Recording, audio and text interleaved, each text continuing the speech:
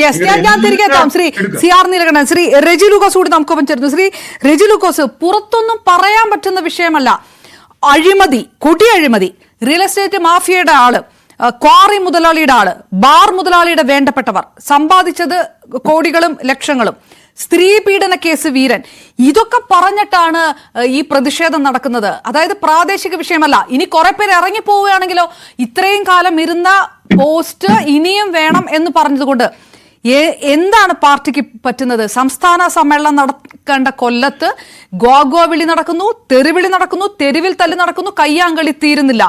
ഈ സംസ്ഥാന സെക്രട്ടറിക്ക് ഇതൊന്നും പരിഹരിക്കാൻ പറ്റുന്നില്ലെങ്കിൽ പിന്നെ സെക്രട്ടറി എന്തിനാണ്? അല്ല, സംസ്ഥാന സെക്രട്ടറി അത് പരിഹരിക്കാൻ കഴിവുള്ള ആള് തന്നെ. ഇവിടെ നല്ല വിഷയം. നിങ്ങളുടെ സംസ്ഥാനം കേട്ട് കഴിഞ്ഞിട്ടുണ്ടെങ്കിൽ CPM ആദ്യമായിട്ടാണ് ഇത്രയ്ക്കും ജനകീയത്തിലുള്ള ലക്ഷക്കണക്കിന് മെമ്പേഴ്സ് ഉള്ള, അതിൽ ഉപരി സഹയാത്രിയിലുള്ള അനുഭാവികളുടെ പാർട്ടിയിൽ ആദ്യമായിട്ടാണ് ഇങ്ങനത്തെ ചെറിയ പ്രശ്നങ്ങൾ ഉണ്ടാണെന്ന് തോന്നുന്നു. നിങ്ങൾ ഇതിനെ പെരുപ്പിച്ച് കാണിക്കുമ്പോൾ ഇതൊന്നുമില്ല. ഇത്തരം ചെറിയ ചെറിയ പ്രശ്നങ്ങളൊക്കെ കാലങ്ങളായിട്ടുണ്ടാവും. ജനാധിപത്യത്തിൽ വിശ്വസിക്കുന്ന പാർട്ടിയാണ്. അതിൽ ചില മോഹികൾ, ചില ആഗ്രഹങ്ങളൊക്കെ ഉള്ളവരൊക്കെ ഇങ്ങനത്തെ ചില പ്രശ്നങ്ങളൊക്കെ ഉണ്ടാവും.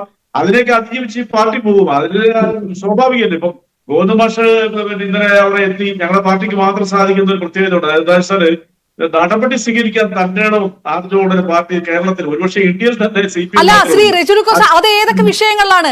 ഈ പണ്ടുണ്ടായ വിഭാഗീയ പ്രശ്നങ്ങൾ എന്താണ് പ്രത്യയശാസ്ത്രപരമായിട്ട്? ഇത് പറയുന്ന പേരുകളെല്ലാം എടുത്ത് VS അച്യുതാനന്ദൻ വരെയുള്ള പേരുകൾ എടുത്തു പറയൂ. അതൊക്കെ ഏത് വിഷയത്തിനകത്താണ്? ഈ പറഞ്ഞ ജനാധിപത്യപരമായിട്ടുള്ള വിപ്ലവമാണോ ഇപ്പോ നടക്കുന്നത്? ആ വിഷയമാണോ ഈ നേതാക്കന്മാർക്കെതിരെ ഉന്നയിക്കുന്നത്? തോമസ് ഐസക്കിനെതിരെ പ്രവർത്തിച്ചു എന്ന് പറഞ്ഞിട്ട് ലോക്കൽ കമ്മിറ്റിയുടെ റിപ്പോർട്ട് വരുന്നു. ഇതിനകത്ത് ഇതാരാണ്? പീഡനക്കേസിൽ പെട്ട ആള് തോമസ് ഐസക്കിനെ ഒതുക്കാൻ വേണ്ടി ശ്രമിച്ചു എന്നാണ് പറയുന്നത്. അതായത് ഈ ആരോപണം ഉന്നയിക്കുമ്പോൾ എന്തെല്ലാം ആരോപണങ്ങളാണ് വരുന്നത്, എന്തെല്ലാം പരാതികളാണ് വരുന്നത്? ഇതിലെവിടെയാണ് പ്രത്യയശാസ്ത്രം? ഇതിലെവിടെയാണ് പണ്ടത്തെ പോലുള്ള ജനാധിപത്യപരമായിട്ടുള്ള വിപ്ലവപരമായിട്ടുള്ള ആ മുദ്രാവാക്യങ്ങളും അല്ലെങ്കിൽ ആ കാരണങ്ങളും ഒക്കെ എവിടെയാണ്? അല്ല, പ്രത്യയശാസ്ത്രം ഒരു വാക്യം വെച്ചിട്ടില്ല. പ്രത്യയശാസ്ത്രപരമായിട്ടുള്ള ഏതെങ്കിലും രീതിയിലുള്ള വിഭാഗീയതയുടെ വാക്ക് ഞാൻ ഈ ചർച്ചയിൽ ഉപയോഗിച്ചിട്ടില്ല. അങ്ങനെ ഒരു സംഭവം ഇപ്പൊ കേരളത്തിലില്ല. അതൊക്കെ ഒരു കാലത്തുണ്ടായിരുന്നു. VS അച്യുതാനന്ദന്റെ കാലത്ത് അതുണ്ടായിരുന്നു. അതിനൊക്കെ മറികടന്ന് ഈ പാർട്ടി അച്ചടക്കമുള്ള പാർട്ടിയാണ് മുന്നോട്ട് പോയിക്കൊണ്ടേ. പ്രത്യയശാസ്ത്ര അടിത്തറയെ കുറിച്ചൊന്നും ചർച്ച നടക്കേണ്ട. ആരെങ്കിലൊക്കെ എന്തെങ്കിലും പ്രശ്നമുണ്ടെങ്കിൽ പാർട്ടി വേദികൾ ഉന്നയിച്ച് പരിഹാരം കണ്ടെത്തുക എന്നുള്ളതാണ്. പാർട്ടി അത് പരിഹാരം കണ്ടെത്തുകയും ചെയ്യുക. അതിനുള്ള കഴിവുള്ള പാർട്ടിയാണ് ഇവിടെ. അത് തന്നെയല്ല, ഞാൻ ഇപ്പൊ ആദ്യമായിട്ടല്ലോ കേരളത്തിൽ ഇത്തരം പ്രശ്നങ്ങളൊക്കെ ചെറിയ രീതിയിലൊക്കെ പലയിടത്തും ഉണ്ടാകുന്നുണ്ട്. ഇങ്ങനെയൊന്നും ഇല്ലാത്തൊരു താരതമ്യേന കൊറോണ പാർട്ടി CPM മാത്രമല്ല. മറ്റുള്ളവരെ ആനയെ വിഴുങ്ങുമ്പോൾ പാർട്ടിയുടെ ഒരു ചെറിയ കരടിന്റെ കാര്യത്തിൽ മാത്രം വിമർശിക്കപ്പെടുന്നു. അതാണ് ശ്രീ റെജി ലൂക്കോസ്, അതാണ് ഇതിപ്പോ കോൺഗ്രസിൽ ഇത് നടക്കുമ്പോൾ ഇതുണ്ട്. കോൺഗ്രസിൽ അതങ്ങനെയാണ് ആ പാർട്ടിയുടെ. CPM-ല് ഇത്തരം ആരോപണങ്ങൾ, ഈ രീതിയിലുള്ള കേസുകൾ, അധികാരം മാത്രം മതി എന്ന് വിചാരിക്കുന്ന നേതാക്കന്മാർ, അത് കഴിഞ്ഞ് ഒരു ദിവസം ഇറങ്ങുമ്പോൾ 2 മിനിറ്റിനകം BJP അടക്കമുള്ള പാർട്ടികളിലേക്ക് പോകുന്ന നേതാക്കന്മാർ, എന്നിട്ട് അവിടെ ഇരുന്ന് പറയുന്നത് എന്താണ്? ഈ പാർട്ടി വർഗീയ പാർട്ടിയാണെന്നാണ് പറയുന്നത്. വർഗീയ ശക്തികൾക്കൊപ്പം നിൽക്കുകയാണ്. അപ്പോൾ ഇത്രയും കാലം പാർട്ടി ഊട്ടി വളർത്തിയത് ആരൊക്കെയാണ്? ഇവരൊക്കെ എന്ത് നിലപാടാണ് എടുത്തു പോന്നിരുന്നത് ഇത്രയും കാലം എന്നല്ലേ സാധാരണക്കാർക്ക് തോന്നുക? ആ ചോദ്യം നല്ല ചോദ്യമാണ്. അതിനകത്തൊരു ഉത്തരവുണ്ട്. അതായത് അക്കരെ പച്ച തേടി പോകുന്ന ആളുകൾ ഉപയോഗിക്കുന്ന ചില പദങ്ങളുണ്ട്. അവർക്ക് ന്യായീകരിക്കാൻ മറ്റൊന്നുമില്ല. അതിനാണ് പറയുന്നത് വർഗീയതയോടുകൂടി ഒപ്പം നിൽക്കുകയാണെങ്കിൽ ഒരു പോകുന്ന ഏത് പാർട്ടിയിലേക്കാണ്. ഇപ്പൊ ഇന്നലെ ആലപ്പുഴ ഒരു വിദ്വാൻ പാർട്ടി ചെറുപ്രായത്തിൽ തന്നെ വലിയ രീതിയിലുള്ള പൊസിഷൻ കൊടുത്തു. അതായത് ബ്ലോക്ക് പഞ്ചായത്ത് പ്രസിഡന്റ്, ജില്ലാ പഞ്ചായത്ത് വൈസ് പ്രസിഡന്റ്, DYFയുടെ സമുന്നത നേതാവ്, SFIയിലൂടെയൊക്കെ വളർന്നു ചെറുപ്പക്കാരനായ നേതാവ് BJP ആയിട്ട് മുൻകൂട്ടി ധാരണയിൽ പാർട്ടി വിട്ടുകഴിഞ്ഞപ്പോഴത്തേക്കും അത് CPM വർഗീയ പാർട്ടി എന്ന് ആരോപിക്കുമ്പോൾ തന്നെ നിങ്ങൾക്ക് മനസ്സിലായില്ല. അതിനകത്തൊരു എന്താ പറയുക, അതിനൊരു കോമഡി തന്നെ പറയാൻ പറ്റുള്ളൂ. അപ്പൊ ഇത്തരം അക്കരെ പച്ച തേടി പോകുന്നവര് എല്ലാ കാലത്തും ഉണ്ടായിട്ടുണ്ട്. അതുകൊണ്ട് പാർട്ടി ശോഷിക്കും. പാർട്ടി അതുകൂടി അല്ല, ഞാൻ ചോദിച്ചതിന് മറു ചോദ്യമാണ് ശ്രീ റെജി ലൂക്കോസ്. ഇന്നലെ BJP-യിലേക്ക് പോയ ബിപിൻ സി ബാബു ആലപ്പുഴയിൽ ഇനി MLA സ്ഥാനം മാത്രമാണ് CPM എന്ന രാഷ്ട്രീയ പാർട്ടി കൊടുക്കാനുള്ളത്. ഇതെല്ലാം ആർക്കാണ് പാർട്ടി കൊടുത്തത് ഇത്രകാലം? അവിടെ അർഹരായിട്ടുള്ള എത്രയോ നേതാക്കന്മാർ അല്ലാതെ ഉണ്ടായിരുന്നു. അവരെല്ലാം മറികടന്നുകൊണ്ട് പാർട്ടി ഊട്ടി വളർത്തിയ ഒരാൾ എല്ലാ സ്ഥാനമാനങ്ങളും കൊടുത്തിട്ട് അത് പോരാതാകുമ്പോൾ അല്ലെങ്കിൽ കേസിൽ നടപടിയെടുക്കുമ്പോൾ തരം താഴ്ത്തുമ്പോൾ ഇറങ്ങിപ്പോവുകയാണ്. പാർട്ടിക്കാണ് തെറ്റുപറ്റുന്നത്. എത്രയോ വർഷമാണ് പാർട്ടിക്ക് തെറ്റുപറ്റുന്നത്? അങ്ങനെ ഒരു പോയിന്റ് അതിനകത്തില്ലേ?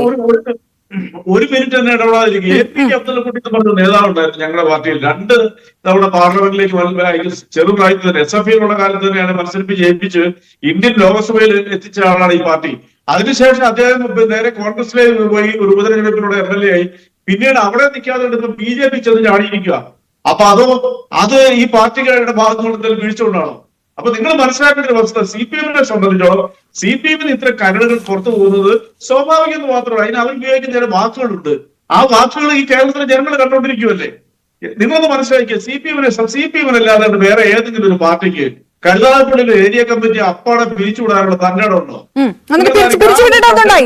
പിരിച്ചുവിട്ടിട്ട് എന്തുണ്ടായി? പ്രശ്നം പരിഹരിച്ചോ? പിരിച്ചുവിട്ടിട്ട് പ്രശ്നം പരിഹരിച്ചോ?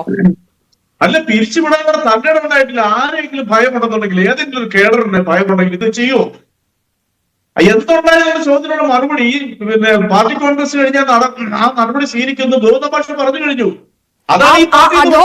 അഡ്ഹോക് കമ്മിറ്റിക്ക് ചുമതല നൽകി. പ്രശ്നം അവിടെ തീരുന്നില്ല. ഈ കുലശേഖരത്തിന്റെ സൗത്ത് ലോക്കൽ കമ്മിറ്റി സെക്രട്ടറി അല്ലെ ബി കൃഷ്ണകുമാർ, അദ്ദേഹം വാട്സപ്പിലൂടെയാണ് പറയുന്നത് താൻ ചുമതല ഒഴിയുന്ന കാര്യം.